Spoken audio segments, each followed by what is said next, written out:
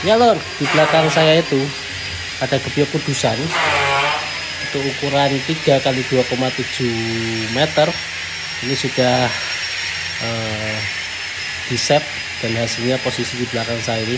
Tapi kalau kalian pengen tahu cara ngesetnya gimana, kita langsung cek aja ya.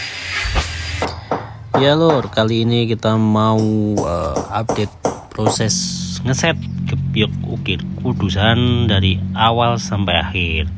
Nah, seperti biasa, untuk yang awal yaitu kita berdirikan dulu soko atau kusen utamanya yang vertikal ya, yang ke atas, dimana sebelumnya itu kita pasang semacam sandaran kayu melintang yang untuk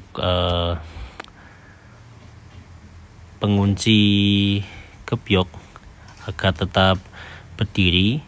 Nah, ini sifatnya sementara aja. Nah, sekedar informasi, jadi ini adalah gebyok ukir kudusan dengan ukuran 2,7 kali panjang 3 meter. Dengan ukuran soko itu 15 cm, sedikit lebih besar biasanya kalau untuk standarnya itu 14 cm. Nah, ini tampilannya sedikit lebih besar. Kemudian untuk spesifikasinya, jadi untuk bagian ukiran atas itu kita pakai kaligrafi, dan juga untuk bagian bawah samparan itu sampar putus atau tidak ada samparannya. Nah, ini untuk tenaga sedang proses ngeset. Bisa dilihat ini adalah pendirian soko di mana bagian bawahnya itu kita pasang juga, jadi untuk dudukan. Dan ini adalah bagian atas pintu yang bagian lengkung. Ini bisa dipasang kalau untuk soko itu sudah berdiri ya. Jadi ini sistemnya itu numpang di bagian soko atau kusen bagian pintu utama. Ini sebelumnya memang sebenarnya sudah kita set, hanya saja kita lakukan proses finishing berupa amplas dan pelitur, jadi kita perlu set lagi. Nah, kalau sudah terpasang seperti ini harus kita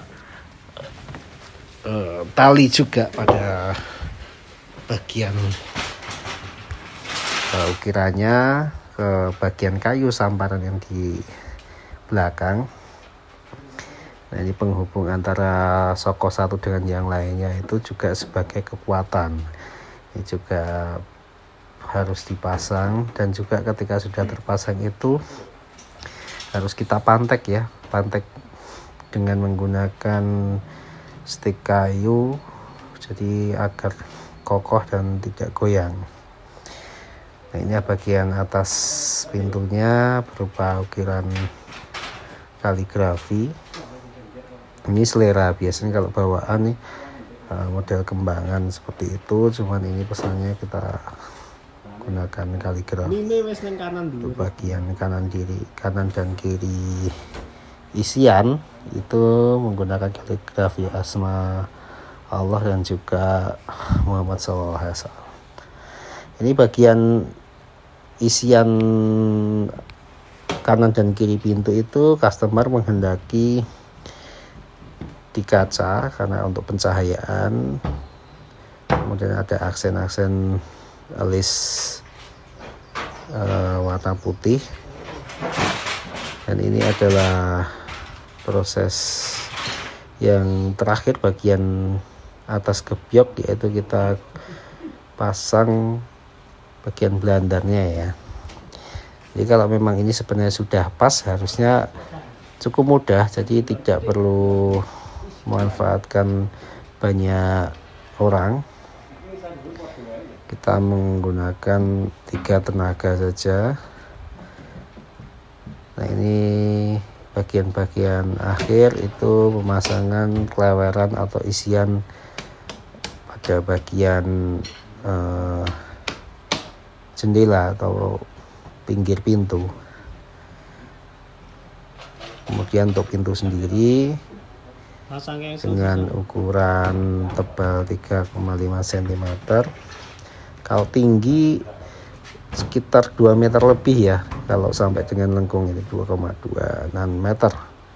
Nah, ini tidak menggunakan samparan bawah karena untuk memudahkan akses jalan, karena memang kalau digunakan atau memanfaatkan samparan artinya secara tampilan akan jatuhnya lebih pendek karena mengurangi tinggi sendiri, dan juga untuk akses jalan sedikit terganggu. Tapi selera sebenarnya kalau memang pakemnya tetap biasanya menggunakan samparan. Nah, ini sudah terpasang semua.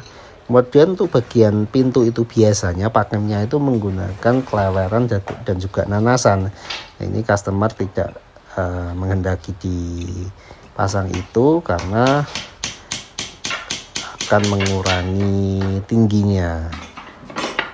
Ya sedikit, memang sedikit lebih kosong tapi malah justru lebih luas untuk akses jalan, tidak tampak mengganggu. Nah, ini sudah terpasang semua. Sebagian tenaga memasang keleweran pada isian kanan dan kiri pintu. Nah, ini customer menghendaki agar dipasang dahulu, dan customer mau cek tampilannya seperti apa. Nah, ini tampilannya lebih gagah, dari segi klasiknya dapat, modernnya dapat, dan juga secara fungsi juga bisa untuk angin-angin dan juga pencahayaan karena ada kaca beningnya. Ya lur, itu review dari kita untuk gebyok ukir kudusan, pesanan dari pelanggan kita. Semoga menginspirasi sedulur antik sekalian. Terima kasih. Assalamualaikum.